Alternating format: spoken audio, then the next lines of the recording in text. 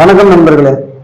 தமிழக வெற்றி கழகம் தளபதி தலைவர் அவர்கள் மேல பிற கட்சி ஊப்பிகளுக்கும் நாம் தமிழர் கட்சி நபர்களுக்கும் என்ன ஒரு வன்மமோ தெரியல. ஒரு நாளைக்கு ஒரு 10 போஸ்ட் 20 போஸ்ட் போடுறாங்க. எதை பத்தி பார்த்தீங்கன்னா, இப்போ தமிழக வெற்றி கழகம் வர நவம்பர் மாதம் தேர்தல் ஆணையத்துல தமிழக வெற்றி கழகத்துக்கான சின்னம் கேட்க இருப்பதா ஒரு அறிவிப்பு ஒன்று வெளியிட்டு இருந்தாங்க. அந்த அறிவிப்பு வெளியிட்டதுக்கு அப்புறம் இந்த நாம் தமிழர் இருக்கக்கூடிய கட்சி நபர்களே சவப்பெட்டி சங்கு சின்னம் கொடுங்க அப்படின்னு சொல்லிட்டு விமர்சனம் பண்ணிட்டு இருக்காங்க.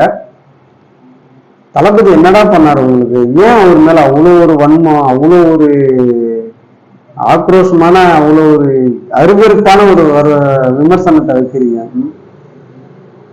அப்படி சவப்பெட்டி கொடுக்கணும்னா நாம் தமிழர் கட்சிக்கு தான் கொடுக்கணுமே. ஏன்னு கேட்டீங்கன்னா, நீங்க தான் இந்த கட்சி இல்லைன்னா அந்த கட்சி, அந்த கட்சி இல்லைன்னா அவங்க கட்சி அப்படின்னு சொல்லிட்டு ஒரு கட்சியில இருந்து பெட்டி வாங்கி பேசின்னு இருக்கீங்க.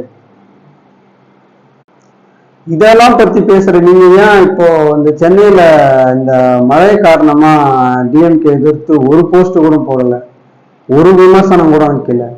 ஏன் இப்ப கடந்த காலமாவே டிஎம்கே பத்தி ஒரு விமர்சனமும் ஒரு திமுக பத்தி ஒரு அறிக்கையோ இல்ல ஒரு தகவலோ ஒரு எதுவுமே தெரிவிக்க மாட்டீங்க.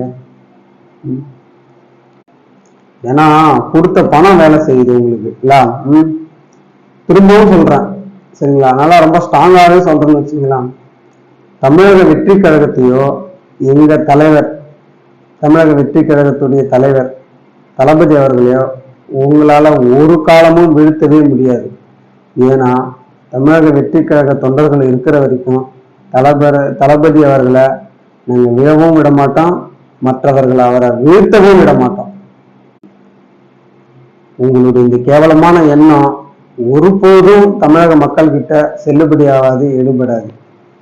இந்த வீடியோவை ஷேர் பண்ணுங்க. இந்த வீடியோவில் ஏதாவது எனக்கு கருத்து சொல்லணும் அப்படின்னு நினைச்சீங்கன்னா கமெண்ட் பண்ணுங்க.